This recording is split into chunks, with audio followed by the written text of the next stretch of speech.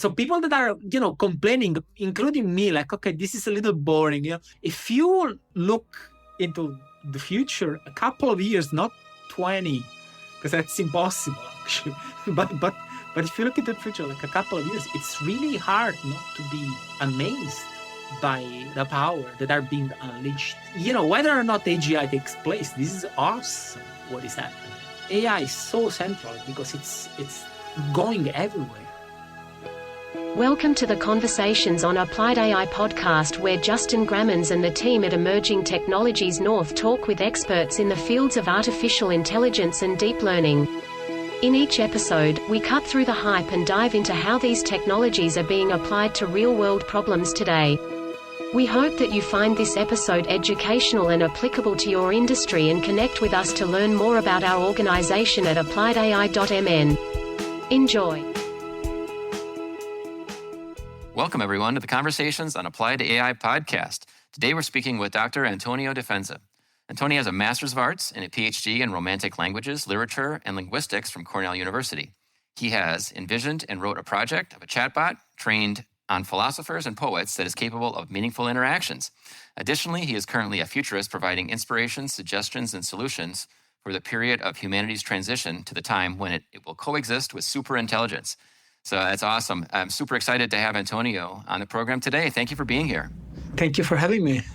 I talked a little bit about, I guess your degree and your background, but, how did you land in this space, I guess, based on all the stuff that you've kind of learned in university and gotten you to where you are today? Well, that was towards the end of my PhD project. Basically, my project was on literature and philosophy, linguistics, these kind of things. And I was launched toward the academic career, become a professor, do literature and these kind of things. But towards the end, I realized that I was focused with my studies on the past. And also, I wasn't seeing what I was doing as the best use of my skills, my intelligence. So this was one part of it. And the other part was that I began reading about AI and exponential technologies during that time. And the implication of what is happening currently, blew my mind. And I wanted to know more and hear more. So I came back from the States. I had to take a long break because I was ill. But during that time, I read a lot. I read a lot of books. And I read all the classics. So Singularity is Near from Ray Kurzweil, and then I read another number of books which were a little bit more recent, like books from Steven Kotler, or even Superintelligence by Max Tegmark, Life 3.0, and all these kind of people. And so I began to be interested in try to understand a little bit these things about AI, AGI, or artificial superintelligence. And then at that point I was mesmerized. I went kind of crazy because I could see all the ramifications that this research has, not only for our society, not only for how we experience the world and we experience ourselves, but also for what it means to knowledge in itself, to be able to produce more intelligence, whatever that means. And so I read books, and then I got tired of just reading books, started reaching out to people, and I was like, okay, I'm going to do another PhD now. Maybe cognitive sciences, maybe something else. But then I met this guy who said, are you crazy? Why another PhD? Why don't you do something different? Do a boot camp. So data science boot camp. Okay. Had no idea about all these things. And I had no prior experience to coding, and I started doing. And I prepared, and I joined this boot camp, and then I did this thing for 3 months in Berlin, and then now I'm after almost a year. I've done a couple of projects, but I'm still trying to figure out what I want to do with this, if coding is my way or not, because I like coding, but I like words and ideas more, because data scientists are experts, users of the tool. Yes. But what I realized is that when I was talking to my peers, for example, that despite them being more skilled than I was, because I was the only non-quant background person in the room, none of them had read the books that I had read, and none of them could see the potential. Well, not that they couldn't see where this technology is leading us, but they could not appreciate the breadth and the length of the kind of things that I can envision. So do I want to be like a tech guy, or do I want to do something more higher level to help people map the world that is unraveling before our eyes at increasing speed, as you know, of course. Yeah. Well, man, a lot there that you talked about. I mean, you're talking to somebody who is probably one of those mathematical thinkers. That's what I did in college. I did math and physics, and then I got really into software development and got a master's in software. And so I know what you mean about just getting in the lane, right? Mm-hmm. I just get in the lane and I'm just going to write code. But I do think increasingly more and more people are hiring and getting hired because they can take that 1,000-foot view. So my perspective is it's good to know the details of it, but you certainly shouldn't feel like you're stuck, have to be stuck in that every day, right? If you want to level up and use all that information that you've gained to have a more broader perspective, I would feel like there's still plenty of opportunities out there for that. I mean, you're doing some consulting a little bit with companies? I'm doing some coaching right now. And then I joined a think tank that's specialized on transhumanism, merging with AGI, unleashing the singularity. Like the guy who runs and who's built this think tank is a hardcore transhumanist who's written like 5 books in these issues. And so Sure. I'm doing some work with him. I'm producing content. I'm writing articles, doing research, and trying to figure out where I'm going with this, which is not clear yet. Because like making all of this knowledge practical right now is becoming a little bit of a struggle for me. Everybody's talking about AI right now. Okay. And all the tools that are coming out, and everybody is getting an understanding of what these instruments are. But my interest is a little bit higher than this. It's like, okay, but what if and when, things become a little more complex? What if we nail AGI?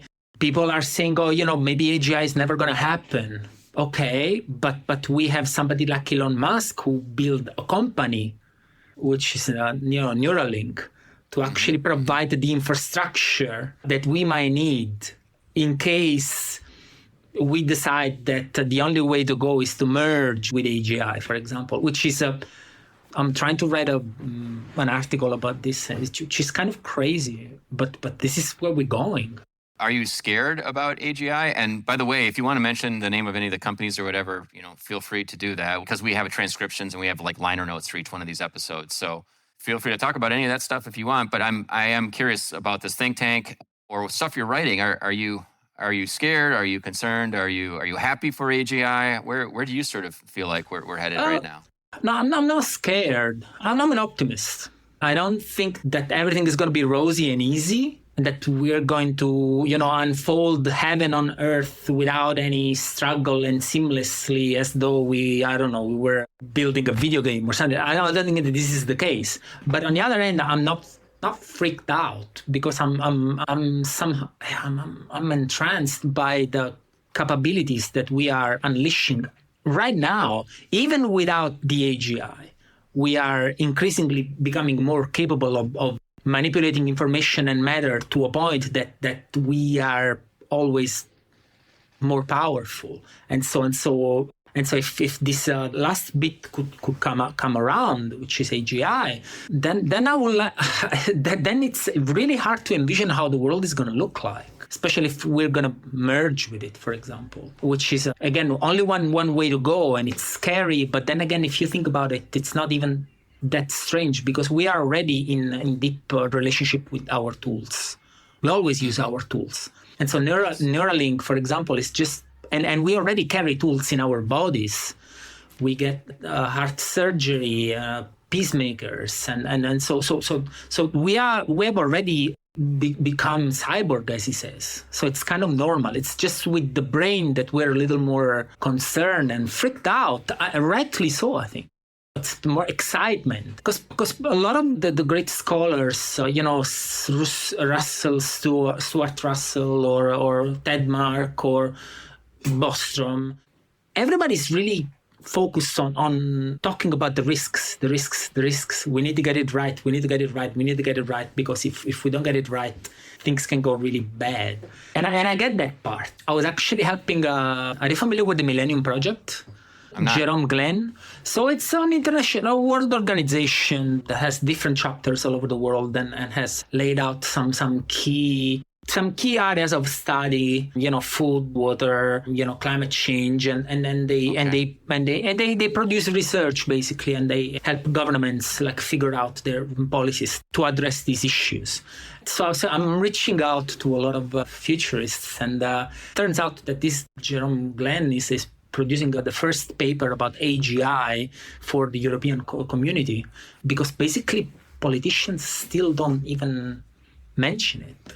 And so I helped him a little bit. I read this paper and I'm helping him a little bit to improve it. Yeah, so you're still pretty optimistic on this, on all this technology. You mentioned the word transhumanist, I think, right? Mm-hmm. Maybe you could define what that means. I think it might be outside of the general vocabulary. So transhumanist is somebody who claims that the interaction with our technologies is going to be more intimate over time, to the point that we're going to incorporate the technologies that we deal with. For instance, if you think about Neuralink, so Neuralink is right now is a Bluetooth microcomputer. It's as big as I think a 25 cents or even smaller than that you apply on your brain, and you connect it through some very thin wires directly on your brain basically. And the idea of this tool is that for the first thing you can do is you can access your phone and your computer telepathically basically, and this has already been demonstrated. Monkeys can do that. They can play Pong and they can write things just thinking about Just by them. thinking. Just by thinking. The cool thing is that the idea is that this tool can restore vision. This tool can help, people to acquire again movement where there has been paralysis. Because the idea is that the human body is made of wires and electricity, and sometimes these wires, which is the spine and the nerves, get interrupted, break. Yes. And so with these tools, we can restore that. So a transhumanist is a person who says, okay, we're going there and it's fine. We like that because because they see that not only we can restore things that once were broken, but we can also augment our cognition and our powers through these tools, and they welcome this progress, this change. It depends on how you want to call it, because it depends on where you stand, but this kind of change is welcome. An increasing merger with the technologies that we use every day. Transhumanists are okay with that. And then there is the element of the longevity, because people claim that we might be able to hit escape velocity. You know what it is? It's the idea that at some point, for every year you live, science is gonna able to elongate your life a year more, and so sure. You might live forever. Well, the idea is that you might live indefinitely. Forever, nothing is forever, not even the universe, but indefinitely. But the movement is very wide, and there are a lot of different people in it, so a lot of different thinkers, a lot of different takes. But so this is what transhumanism means. It's very interesting. long. Okay. Well, good. Yeah. No, I had sort of heard of it on the peripheries, but I actually had heard somebody actually, define it. So I like that. And obviously there's a lot of books, and this, I like what you said at the beginning with regards to you didn't want to be reading about the past. You're more interested about reading about the future. And so those are the types of books, those are the types of, specialties and subjects, those are the types of authors that you're sort of reading is in this transhumanist area. Is that where you think you should continue to spend your effort? Or are you finding other areas within that are more exciting? More exciting than AGI and the singularity? No, I don't think there is anything more exciting than that, because so if you think about it, so the idea of understanding, because in order to produce intelligence, you need to understand it. Intelligence and creativity, one could argue they're the same thing or not, but we could discuss about this, because intelligence is the recognition of patterns that then allows you to do a lot of things, right? But creativity is basically needs also this understanding of patterns to generate. So there is this idea that intelligence is this basic element of the universe. It's not just us. Doesn't belong just to humans. It just belong to animals. I think it belongs everywhere because every time you see an orderly structuring of matter that answers to a problem somehow, I think that's intelligence. And so the fact that we are understanding intelligence to the very deepest level, it's the holy grail of knowledge, and the holy grail of philosophy, the holy grail of science. Like, you couldn't get any deeper than that, I think. And this is why I don't think I would ever want to care about anything else. I mean, besides the other thing, yeah. So it's super exciting, yeah. Well, you talked about literature and linguistics and writing and stuff like that, and sort of the buzzword or the buzz technology going on right now is all this stuff with ChatGPT. Yes. Right. So OpenAI and all this ChatGPT, it's all over the news, man. I can't open up another browser window without reading more about it. What are your thoughts? Have you had a chance to experiment around with it or do any stuff with it? Yeah, I did actually. And I'll tell you something. Like, as much as I'm excited with all these tools, I like to read about them. I read lately. I read about them more than I use them. So Midjourney, like all these tools that people have been using to produce even art but okay.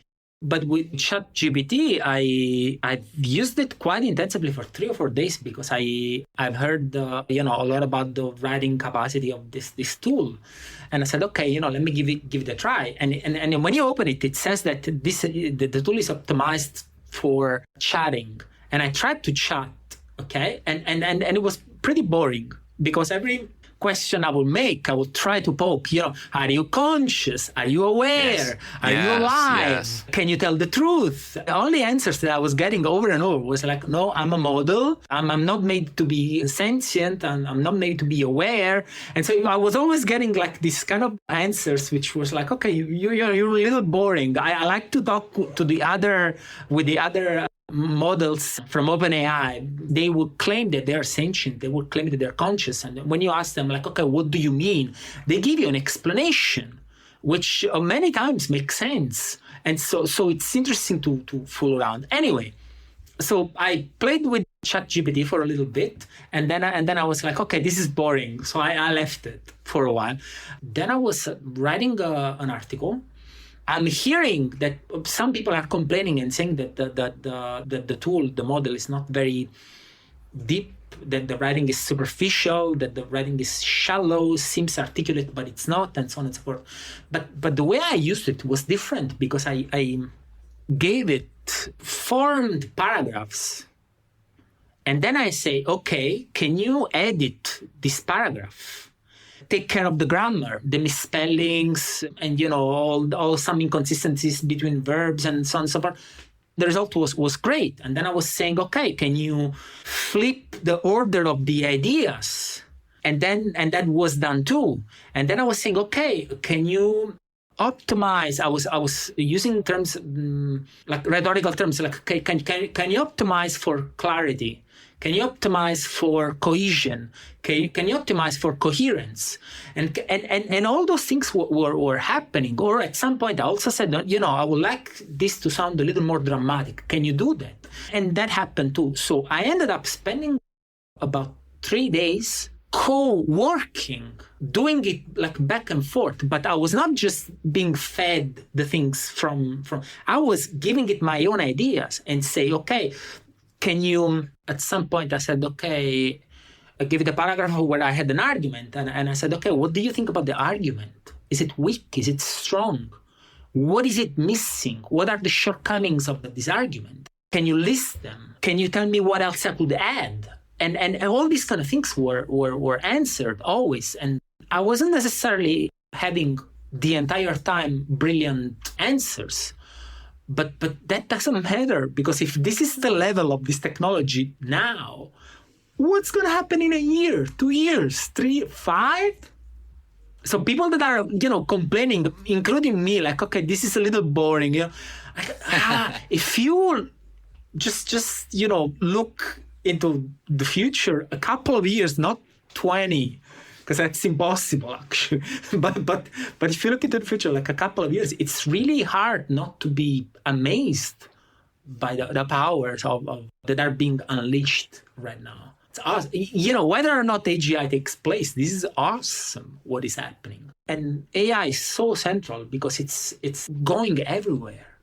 So yes, it's going everywhere, and it's allowing us to do things that we could barely dream about a while ago. So I don't know if you heard from the Washington Post this morning, came an article, I think yesterday or this morning, an article that says that there are some, I don't remember the university in the US, but basically there's this article that says that scientists nailed nuclear fusion. What is nuclear fusion? It's basically the same process that takes place in the universe when a star comes to life. Hello? We can produce the same reaction to bring stars into existence on Earth. You don't think that these scientists were using deep learning models to understand this? It's not just deep learning, of course. Yes. But you don't think that AI plays any role in this? It's fantastic. Yeah, that's one of the reasons why I really enjoy doing this podcast, is because, the whole point is applications of artificial intelligence, and it feels like the applications are never going to end. Like the next guest I get on is going to be talking about something where AI is applying to a completely different vertical, completely different business, or a completely different, problem, I guess, or challenge that we have in the world, and it just continues to sort of build on top of each other. So it is fascinating. That's awesome. Thank you for sharing your story about your experience with ChatGPT. I think it's kind of mimics kind of mine as well, right? I got on there. I was trying to, one of the first questions that I asked it, I was like, tell me the value of pi. Wow. Right. And so it sat there for a long time. And I was like, what's it going to do? Because I was hoping it was just going to be dumb and it was going to get into this loop, where it would say 3.14159, and it was just going to continue to sit there. And so it sat there. I was like, what's this thing going to do? And finally came back and said that it's an irrational number that goes on to infinity. And that's all it really gave me. And I said, well, give me pi to the 50th place. And it did. It basically wrote it out on the screen. And so I was like, well, give me pi all the way to the end, right? And I was taking the stance, kind of you were, of like, well, let's just manipulate this thing. Let's sort of like kind of push it, see if I can find its weaknesses. And once you step back, like what you did after a couple of days and think about it, it's like, well, how can I use this as a tool? How can I collaborate with this thing? Then I think that's where that's where I think it's going to be really cool is we're going to realize as a race, as a human race, that we're sort of better together, with these machines. And I haven't used it to write paragraphs and stuff yet, but I have used another tool called copy.ai, which I'm finding has been really, really interesting. I tell people I'm not a very creative writer. I didn't come up writing a lot. I came up more on the sciences side. But what's cool is you can give it a bunch of broad concepts, and I'm sure they're using GPT under the covers in some capacity. Most all companies are. And you give it these broad concepts. You sort of say, well, I want to sound strong or authoritative, or I want it to sound cheerful. You can give it some sort of ways. And then it sort of spits out a outline for you first that you can sort of tweak and adjust. And then you can click another button and it just essentially dumps out, like a 1,000-word sort of essay. And I found it to be very powerful. Now, this isn't something that you would just publish on day one. What it does for me is it actually brings out some other concepts that I'm like, oh, wow, it kind of went down this path of writing the article this way that I would have never thought of. And exactly. So I lift and pull pieces out of there, and then I expand further on it. But it's a great sounding board. It's a great sort of like person riding shotgun, or like a wingman, to basically have a little creative writer next to me. That's where I think it's really, really powerful. And I think that's where we're going to see some really interesting applications of it in the future. Yeah, and I also tried the similar experiment with for instance, I said, Elon Musk. I had this Neuralink presentation a couple of days ago, and I want to write an article. Can you pitch me 5 ideas in 3 lines for each ideas? Yes, of course. Blah, blah, blah, blah, blah, blah, blah. And so he gave me 5 ideas, and then I was like, oh, okay, I like number 3. Can you expand a little bit on number 3?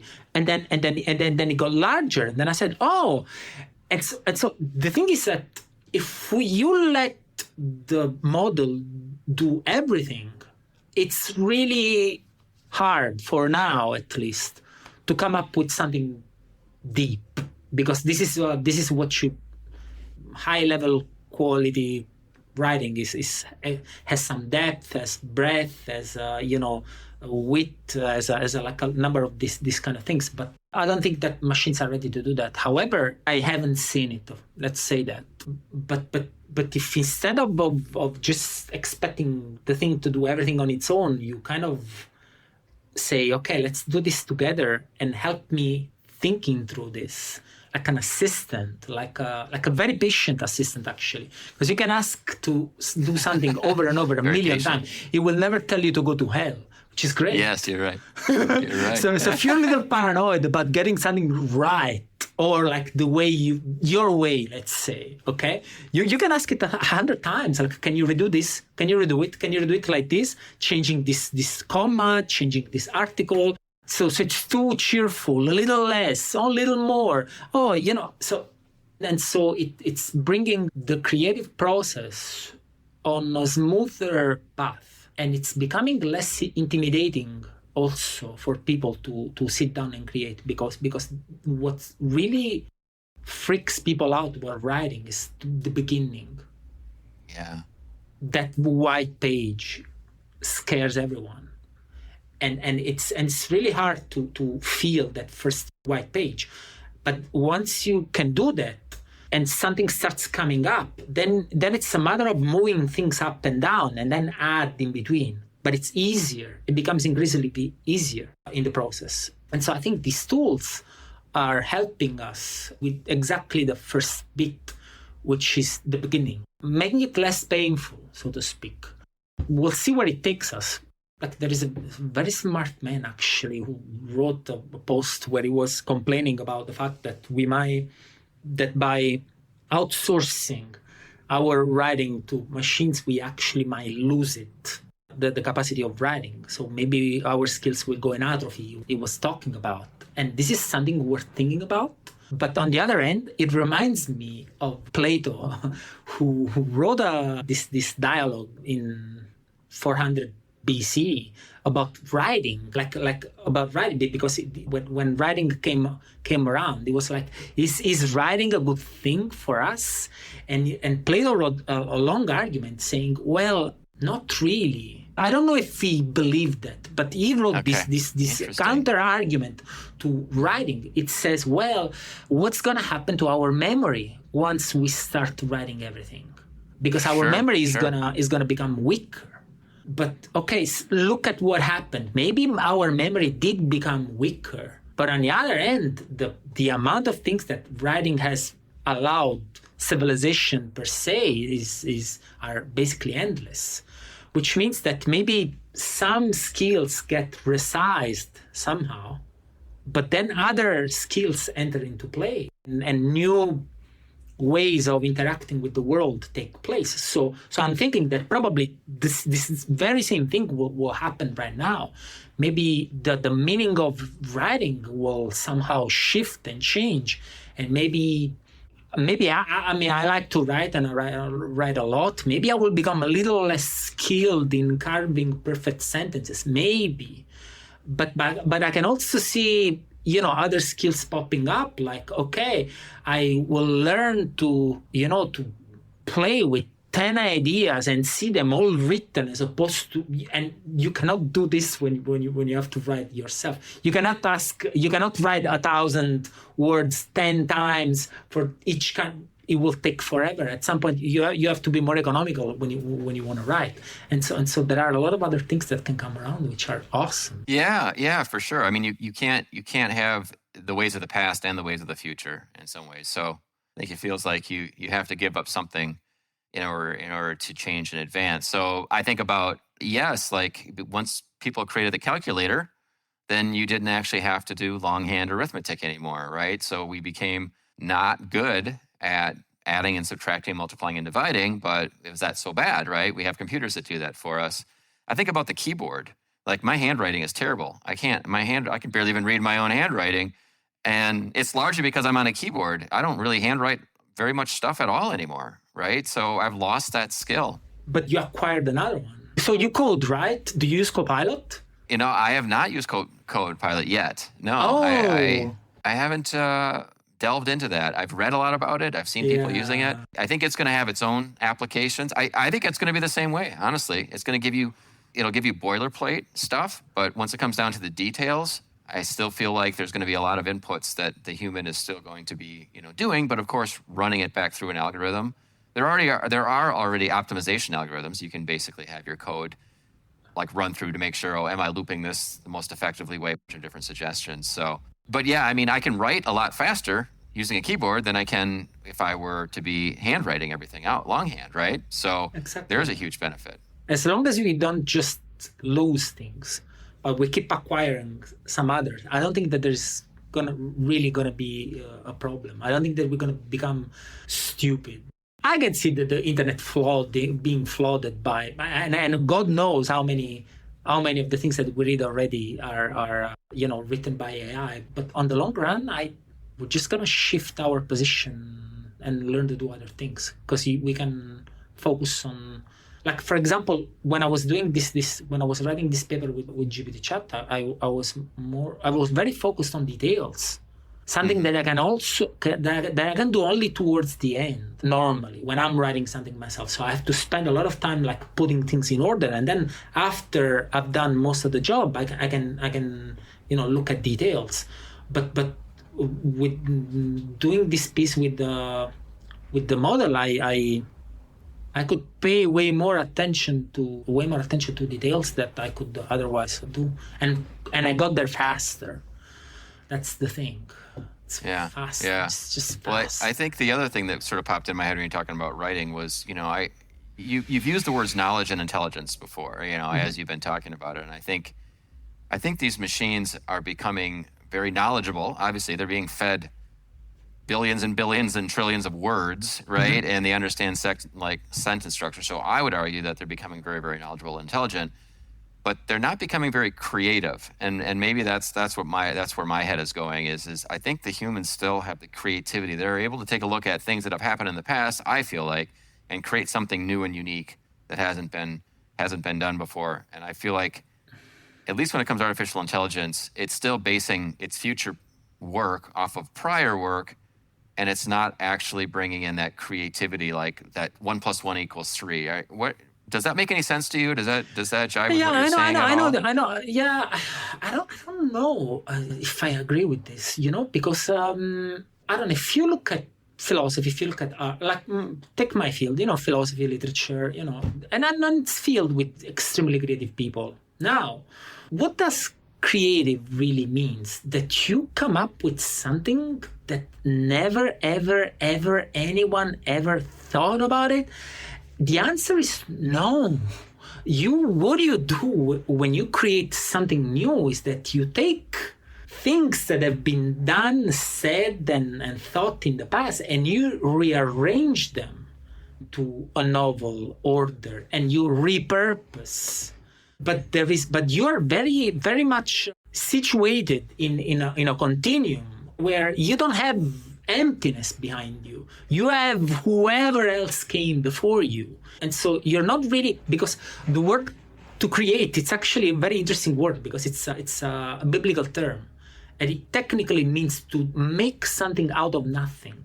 So to create is the activity of God, who creates the world out of absolute nothingness. That's to create, okay? What we do, it's not really create, we generate. Because the word generation means, life from life, so to speak, so things from things.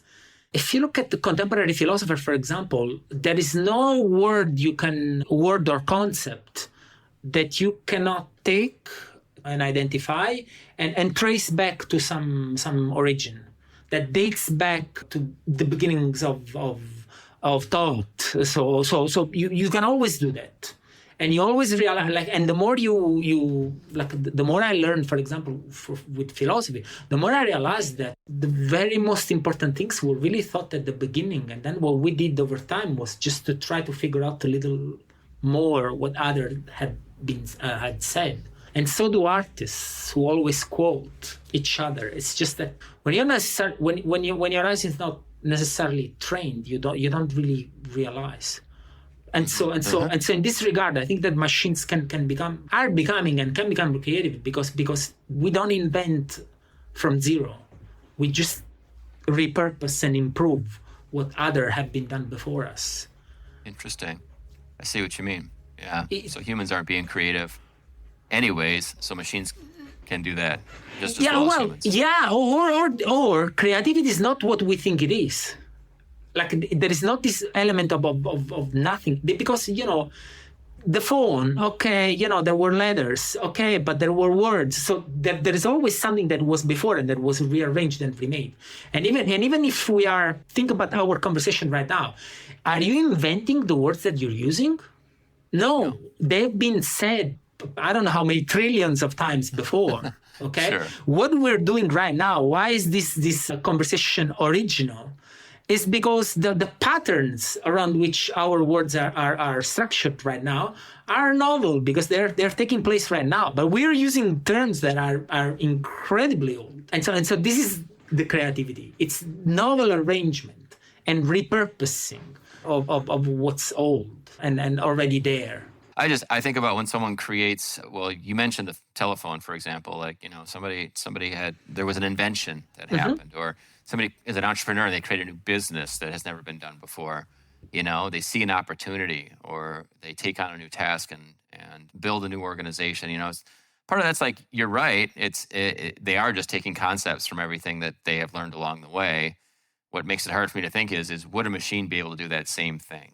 Would a machine be able to see a particular need in the market and then say, I'm going to go ahead and start a business in this space? I don't know. Again, like I say, this is kind of what I'm saying. It's like, I'm trying to think of, how are humans elevating themselves to like kind of see and play things out into the future that maybe a machine wouldn't do. So. Yeah, you're very right. Or also you see all these images, Mid-Journey or something, and it looks like, machines have become creative and so on and so forth. I'm like, okay.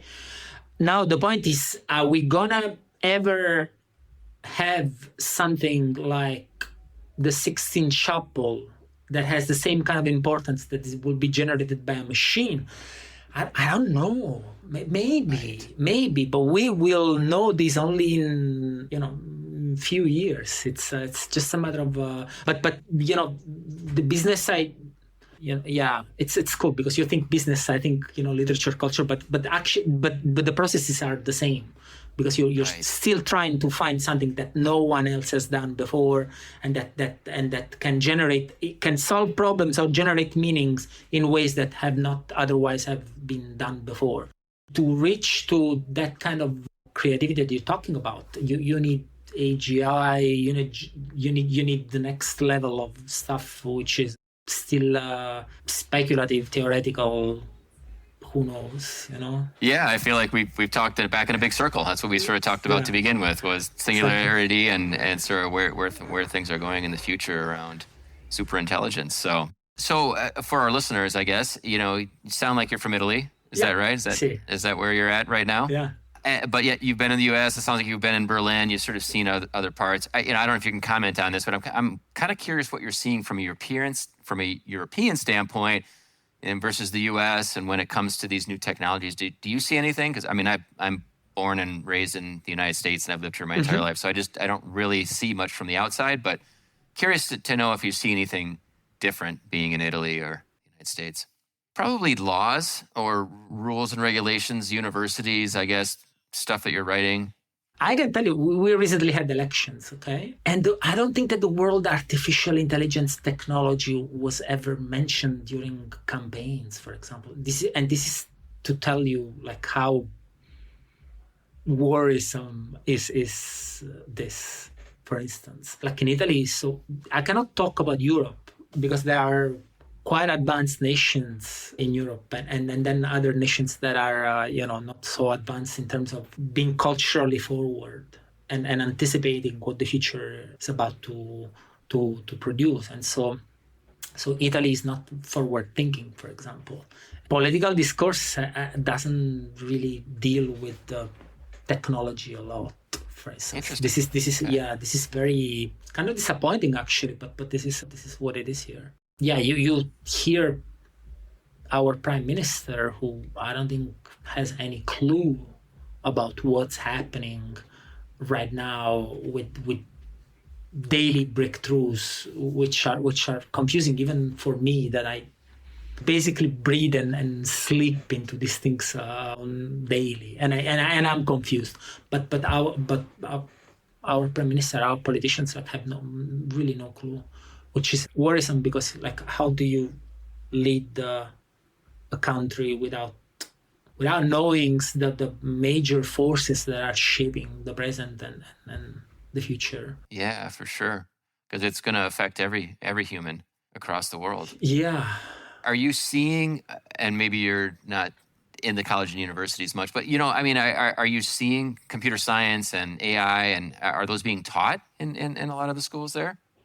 You think it's I behind wouldn't there know. too? I wouldn't know. I don't know. Okay. I mean, I have a younger niece, couple of them actually, and I tried sometimes to talk about the kind of things that I'm doing, but they look at me like I have horns when I.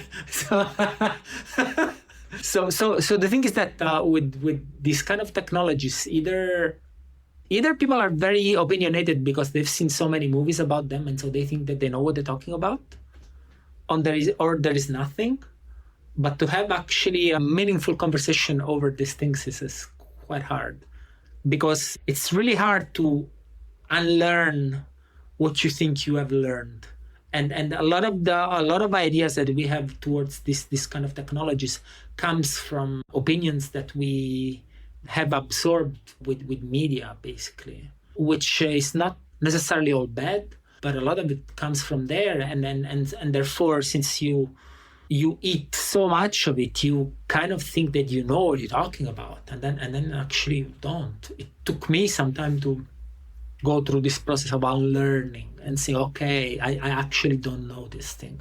Let me research it more. This might be a little strange for you because you actually studied these things, so for you it's a given, but it's not.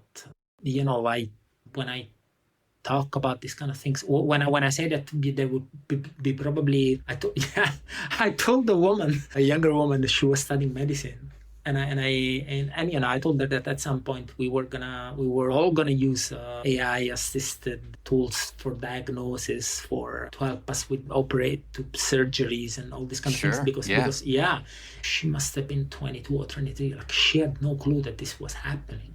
And I made a joke and I said, actually, if you're not careful and you don't become skilled enough, you might actually be displaced in 20, 30 years, because this is, and she showed me a middle finger, because she was really?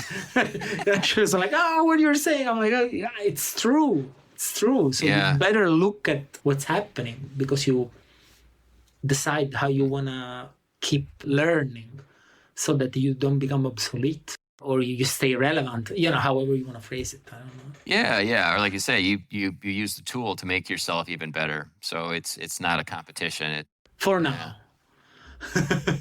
Yeah. Well, for sure. It's always changing. That's what's so exciting, I think, for me in this space. So, well, Antonio, how, I guess 2 questions, is how do people get a hold of you? LinkedIn. So what's your best way? Yeah. So LinkedIn, this is what I use normally. Perfect. Okay. And I'll be sure, like I mentioned earlier, we'll have, liner notes in there with contact information to get a hold of you. And then, is there anything else that we maybe didn't touch on? Were there other concepts or other things that you wanted to maybe share that we didn't really talk about? I don't know. I'm interested in hearing how do you see, the future unfolding, and you as an American, you also see, and as a technical person, so you also. So you see the power, but you also see the danger because of the highly polarized society in which you live, for example. So I was wondering, like, do you have any take? How is it for you? Yeah, I mean, you mentioned about sort of the polarization. I mean, I think that's always been going on here in the United States. Republican and Democrats, and conservative liberals, sort of back and forth. I think the fear that I have right now is, you mentioned it on social media a little bit. Everyone has their own feed, right? And so, my parents are seeing something totally different on the internet than what I'm seeing. And what I'm seeing seems to be just reinforcing my habits, reinforcing my beliefs. And that's what's happening, is people are getting stuck in their own echo chamber. and they're seeing their own articles that are spun by, quite honestly, just lies in a lot of cases. I believe it. But they're looking at what I'm reading and they're thinking that my stuff is lies. And you start having sort of two sides that can't come to the table because everyone was trained with a different model, right? To bring it back to the AI machine learning thing, everyone was trained with a different model. And so their core beliefs are just completely too far apart because they've been fed through the matrix of the internet stories that just continue to reinforce what they believe and what they read. And I just kind of see it in my Google News feed. Like I read stuff, I click on things, and all of a sudden the next day I'm getting more of that stuff. And I'm getting more of that stuff, and I'm getting more of that stuff. And I'm sitting here thinking, and then I talk to my parents and like, have you seen this article about this, that? And I'm like, no, I haven't. And to be honest, like I don't even really care about that per se. And I think that's fake news in a lot of ways. That's my fear around this stuff. And then you throw in all of the deep fake things where people can look like whoever they want online. We can start doing videos now with, essentially generative artwork. You're going to be able to see somebody, and the fear in and now they're going to be able to talk like them and write like them. The fear is that you're going to you're not going to be able to believe what's really true anymore. Was that generated by AI? What I read, was that true? Was that not true? And so, truly finding like reality in some ways, and I'm pushing it to an extreme here, is what I sort of fear. Now, I'm not the kind of person who throws my hands up and be like, we're all doomed and this is going to basically end. I think you said earlier on, you're kind of generally an optimistic person, It's like, that's the view that I have is this is another tool. And, hundreds of years ago, once a new technology advancement happened, a lot of people threw their hands up and said, oh, we're not going to be able to, like, there's going to be no farming anymore, right? We're basically going to be, using all these machines and everyone's going to move to the city. Well, no, there's still a lot of work to be done on the farm to grow food, right? New practices need to be put into place. So, I don't view this as an end all be all of like, okay, we're done as a society. But those are the things that are sort of top of my mind right now. And we just went through it was our midterm elections back in November. So it wasn't the big election for the president of the United States, but we went through a lot of midterms. And yeah, it is ridiculous, I guess. And, with regards to what people are saying and what's being written and what's true and what's not in a lot of ways. I would say that because you were comparing, being fed and you were doing this analogy with machines. There's the thing is that with, when the machine makes a mistake, then there is, the objective function that tries to correct and actually updates all the weights and actually says, so maybe we have to, and so machines are capable of doing these things and we are a little bit slower in this regard. Because it's harder for us to change our mind once we are set on something. I even see it with myself. Like it's changing a little bit with age. I'm learning to see other things a little bit, but it's still hard when you're set and you think you have it, you know it, to update, to back propagate, to change the weight. It's hard, man. It's really difficult because it takes a lot of work. It's easier to believe that your part is the whole, and then everyone else is wrong. Well, I mean, if when you go to train, at least with a supervised training model, you have things labeled. So you throw out a picture of a cat, and you know that you've labeled it as a cat. You know the truth on the outside of it. That's what I think is so hard is if you don't know what the truth is, or at least everyone has their own truth answer, it's labeled differently. Then it's really impossible to retrain the model.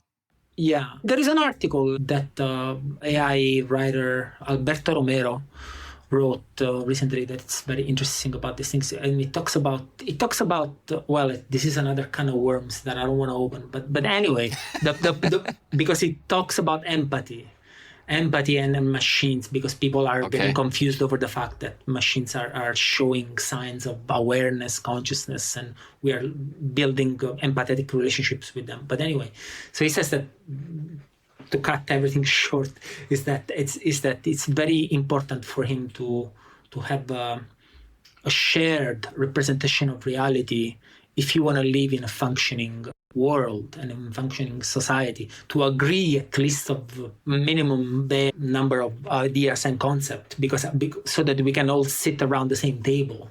Since this basic number of things is shrinking over time, it's becoming increasingly more difficult to keep things together, because you need to share a representation of reality. We don't even agree whether the world is round or flat. Right. I mean, you guys have this problem over there a little bit more than we do here. But even on really basic things, we are getting more distant. That's interesting. Yeah, that transcends technology. I mean, that's just, I think about countries and world politics talking to each other. Like, you're right. You have to come to the table and have some sort of base understanding to work together. Exactly. Like, if you don't even agree on the shape of the... So I don't know how many, flat earthers are in the US, but if the number is low, okay. But what happens if the number goes up? And we're already witnessing these kind of things when it comes to vaccines, no vaccines, like things that we thought were granted, and we don't agree with these things anymore. So it's a challenge. It's an interesting thing, and the thing is that we often face the discussion with a specular approach. I'm right, you're wrong. And even the other part does exactly the same. What you believe in is false, but what you believe in is false. And so if we cannot find a way to bridge this attitude and to, I think, give up, it's a rhetorical strategy even, to give up a little bit this attitude of I know better, like it would be very hard for us to keep things together, like for on the long run. So this is something that we need to discuss and think and be open, especially, I think. Oh, that's great, man. Yeah. So we'll end this conversation on applied AI on more of a philosophical note, I guess, right? Yeah. Yes. So definitely away from the technology, but very much important because, as you said, even if you, I guess, if you are working with an AI, any sort of, intelligent being, whether it be a human or a computer, you need to come to this agreement, no matter what happens, either today or in the future. Makes a ton of sense. Well, Antonio, I appreciate the time today. Thank you so much, and look forward to having you back on the program in the future. Thank you. You've listened to another episode of the Conversations on Applied AI podcast. We hope you are eager to learn more about applying artificial intelligence and deep learning within your organization. You can visit us at appliedai.mn to keep up to date on our events and connect with our amazing community. Please don't hesitate to reach out to Justin at appliedai.mn if you are interested in participating in a future episode. Thank you for listening.